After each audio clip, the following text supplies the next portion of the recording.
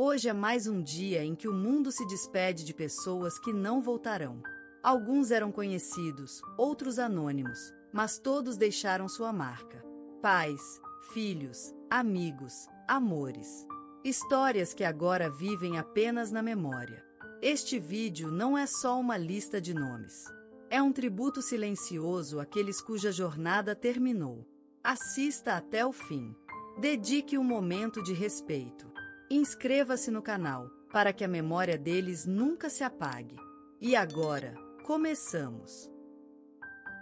Morreu neste mês a escritora e professora brasileira Teresa Alencar, deixando um vazio profundo na literatura nacional e no coração de gerações que aprenderam com sua voz firme, doce e corajosa. Nascida em Fortaleza, no Ceará, em meio à aridez do sertão e à força das mulheres nordestinas, Teresa cresceu entre livros empoeirados, rádio de pilha e a fé simples de sua avó analfabeta. Aos 7 anos, escreveu seus primeiros poemas sobre a seca. Aos 12, já vendia textos para jornais locais sob pseudônimo. A pobreza era cotidiana, mas sua fome era de palavras. Com uma bolsa conquistada com notas impecáveis, mudou-se para Recife, onde estudou letras na UFPE. Sua tese de graduação, sobre o papel das mulheres na literatura marginal, rendeu prêmios e também perseguições acadêmicas, por ser mulher, nordestina e ousada. A palavra é minha casa, e ninguém me tira do que sou, escreveu. Nos anos 80, publicou sua primeira obra, Espinhos no Algodão, um romance cru e poético sobre violência doméstica. Ganhou o Prêmio Jabuti em 1986. Em 2002, foi condecorada pelo Ministério da Cultura com a Ordem do Mérito Cultural, pelo seu trabalho em projetos de alfabetização em comunidades indígenas e quilombolas. Teresa enfrentou censura, depressão, traições editoriais, mas nunca silenciou. Seu segundo casamento, com a jornalista Ana Cecília Brandão, foi também parceria criativa e fonte de estabilidade emocional. Juntas criaram um projeto de bibliotecas móveis no interior do Nordeste, que alcançou mais de 40 mil crianças. Na intimidade, Teresa era silenciosa, metódica e extremamente gentil. Tomava café sempre às 5, lia 3 jornais por dia e escrevia à mão em cadernos de capa dura. Amava violetas e guardava cartas em caixas de sapato. Em público, era assertiva, sarcástica, combativa e, muitas vezes, temida. Suas frases, repetidas por estudantes e ativistas, tornaram-se ícones. Ler é enxugar os olhos da alma. Não escrevo para vencer, escrevo para não morrer. Sou de papel, mas não queimo fácil. Nos últimos meses, diagnosticada com um câncer agressivo, deu sua última entrevista à Rádio Cultura. Disse: "Me despeço em paz. Minha obra continua falando. Eu só descanso." Seu último evento foi em um colégio público no Piauí, onde leu para uma turma de adolescentes sentados no chão. Morreu dormindo, na mesma Fortaleza onde nasceu, rodeada por livros, cartas e silêncio. Hoje, escritores jovens citam sua influência, professores ensinam seus textos, e comunidades que ela ajudou levam seu nome em bibliotecas e centros culturais. Teresa Alencar deixou não apenas lembranças, mas uma era inteira encarnada em seus escritos, ideias e discípulos.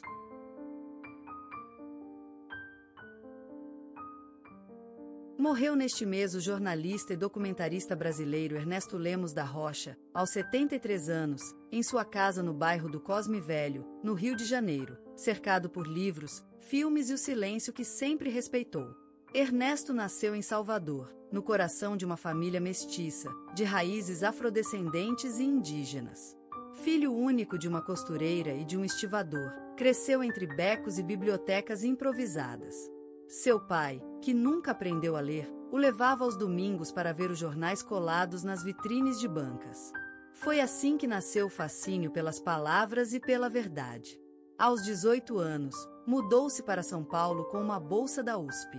Lá, cursou jornalismo, mas foi expulso no 3º ano por ter denunciado, em um jornal alternativo, práticas abusivas dentro da própria universidade.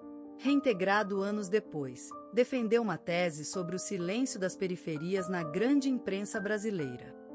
Na década de 80, tornou-se conhecido por sua série de documentários Vozes da Sombra, exibida na TV Cultura, um marco na televisão pública. Em 2003, recebeu o Prêmio Nacional de Comunicação pela série Entre Grades, sobre o sistema carcerário feminino.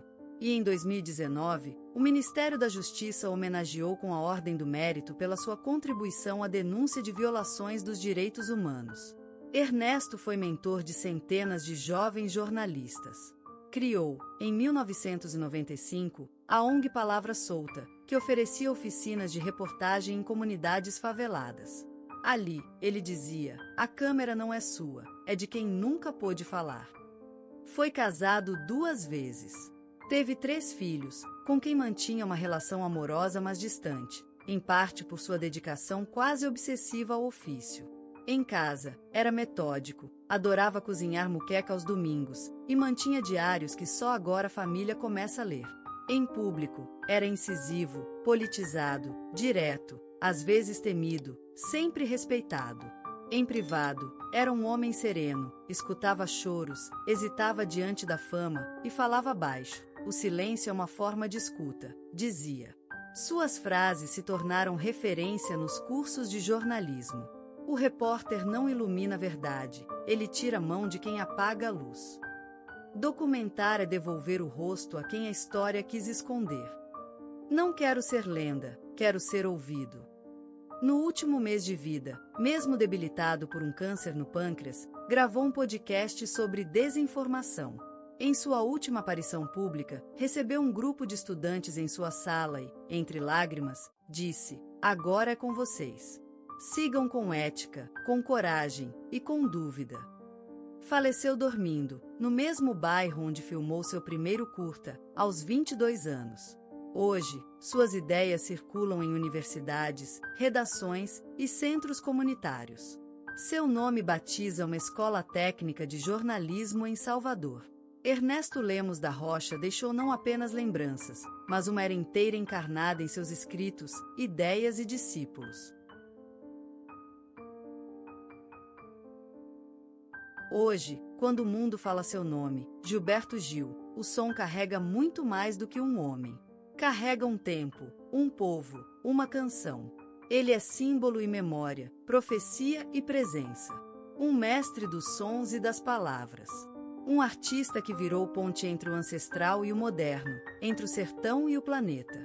Nasceu em 26 de junho de 1942, em Salvador, mas foi em Ituaçu, nas profundezas da Bahia, que seus primeiros passos tocaram o chão. Lá, onde o silêncio era cheio de cigarras e vento nas folhas, começou a pulsar o coração de um menino que, sem saber, carregava uma sinfonia por dentro. Na casa onde Gil chegou ao mundo, os dias tinham cheiro de café fresco e terra molhada. A mãe, Claudina, era professora, voz firme e abraço morno. O pai, José, era médico e ouvia os males do povo como se cada um fosse seu. O lar era pequeno, mas cheio de grandeza. Havia livros, fé, rezas cantadas e um rádio antigo, sempre ligado em músicas que cruzavam o Brasil profundo. O berço de Gilberto não era dourado, mas ali o som já vibrava, no choro dos recém-nascidos do pai, nas aulas que a mãe preparava à luz de lamparina e no eco das modinhas que vinham de longe. O menino dormia ouvindo Luiz Gonzaga, acordava com cantigas de roda e, no meio da noite, sonhava com notas que ninguém mais ouvia. A infância de Gil era feita de imagens suaves e sons invisíveis. Havia uma sanfona de brinquedo, sua primeira paixão. Quando a apertava, imaginava que guiava os ventos. Tinha medo do escuro, sim, mas era um medo cheio de poesia. Ele via formas nas sombras do teto, dançava com elas. A voz da mãe era seu farol. E havia tardes em que, sozinho no quintal, ele falava com Deus usando o silêncio das folhas. O mundo ainda era pequeno, mas dentro dele já vibrava algo imenso. Uma urgência de entender, de transformar, de traduzir tudo o que sentia em música. Ele não sabia que era talento, chamava de vontade de cantar para dentro. Era como se o peito guardasse uma orquestra inteira tentando nascer. E assim, o menino Gil crescia. Não apenas em altura, mas em sensibilidade. O tempo passava, e a casa mudava, os brinquedos se quebravam, o medo ganhava novos rostos. Mas aquele brilho silencioso que nascia por dentro, aquele dom que misturava voz e espírito, continuava lá, crescendo, esperando.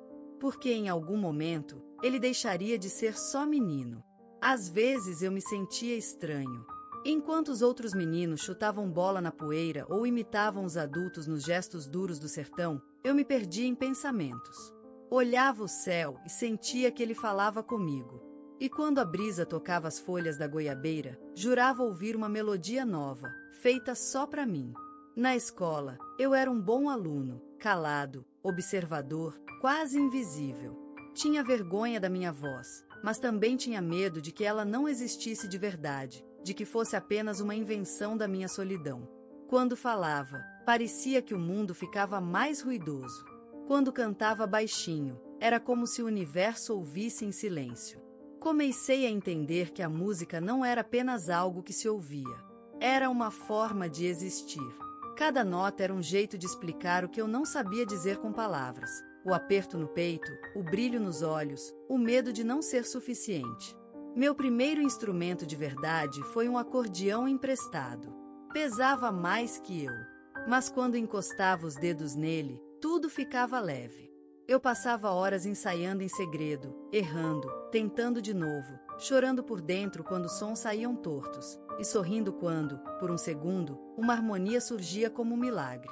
As pessoas à minha volta me chamavam de menino avoado. Diziam que eu não tinha o pé no chão. E talvez fosse verdade. Eu flutuava. Com os livros, com as canções, com as ideias que vinham de longe, de outros mundos, de outras línguas, de vozes negras que cruzavam o Atlântico. Sentia que minha alma pertencia a algo maior do que Ituaçu. Mas ser diferente também machuca. Lembro de uma tarde, no pátio da escola, quando um colega rasgou uma folha do meu caderno onde eu havia escrito letras de músicas. Ele riu. Disse que homem de verdade não escrevia poesia. Aquilo me queimou. Voltei para casa em silêncio, escondi o caderno debaixo da cama e fiquei semanas sem compor. Tive vergonha. Vergonha de mim mesmo. Até que uma noite ouvi minha mãe cantarolar baixinho na cozinha, lavando louça, sem saber que eu a ouvia. Era uma canção antiga, cheia de saudade e ternura.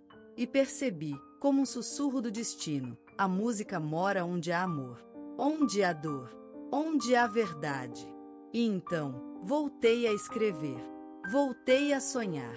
Era como andar em uma estrada que ninguém via, mas que eu sentia sob os pés. Mesmo quando tudo ao redor dizia não, alguma coisa dentro de mim insistia. Vá. Vá com medo. Vá sozinho. Vá em silêncio, se for preciso. Mas vá. O primeiro sucesso não chegou como um trovão, mas como um arrepio.